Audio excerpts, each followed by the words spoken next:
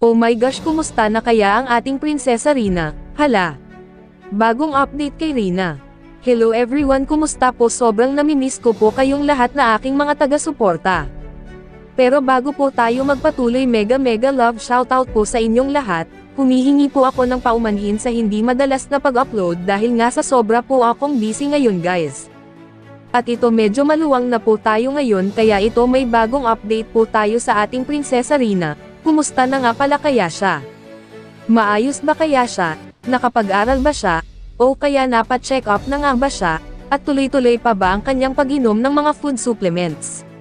Yan po ang laging pumasok sa isip ko guys, dahil sobrang nag-aalala po talaga tayo para sa ating mahal na Rina.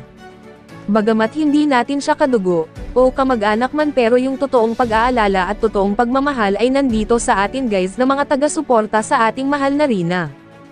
Ayon po sa aking mga napapanood na mga vlog sa mga reactors ay si Rina ay kung saan-saan na daw po ito namamasyal at wala ng limit sa gadget. At hindi nakapag-aral, ay ano ba yan, nakakalungkot ito, bakit naman ganon? Sana hindi na lang kinuha si Rina sa Kalingap, sana tuloy-tuloy pa ang kanyang pag-aaral sa Laheka. Ate Melanie, kung talagang mahal mo si Rina, isipin mo naman ang kinabukasan ng iyong anak. At bali-balita ko hindi daw po totoong may big sponsor si Rina. Paano ba yan? Sayang ang pag-aaral ni Rina sa Laheka. Maayos na maayos ang bata doon kay Ate Roda, talagang ginulunyo lang ang buhay ng bata. Ate Melanie, sana bago ka nagpadala sa mga pangako, nag-isip ka po muna ng makailang beses.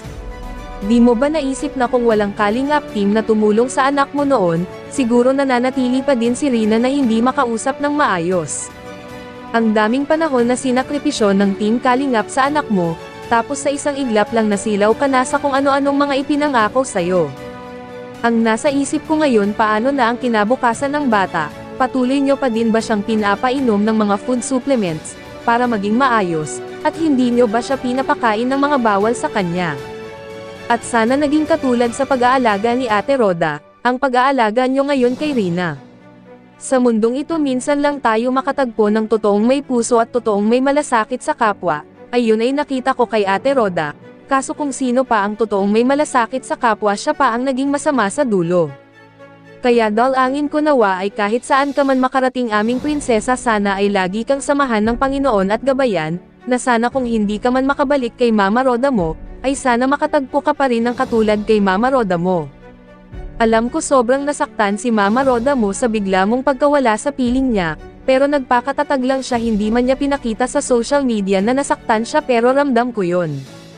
Dahil katulad niya nag-alaga na din ako ng katulad sa sitwasyon kay Rina, lahat-lahat tiniis ko yung pagod, puyat, pag-aalala, at higit sa lahat masaktan noong kinuha at dumating na ang tunay na nanay ng inaalagaan ko, kaya alam ko nasaktan din si Ate Roda noong araw na kunin nila si Rina. Pero sabi pa nga, wala namang forever talaga, kaya kahit napamahal na sa kanya si Rina, ay talagang handa niyang tiniis yon. Kayo guys, anong hiling at dasal nyo para sa ating mahal na Rina? Sana pag-pray natin palagi si Rina guys, na lagi siyang ingatan ng Panginoon. Hanggang dito na po muna tayo guys, hanggang sa muli po at God bless everyone, good day everyone.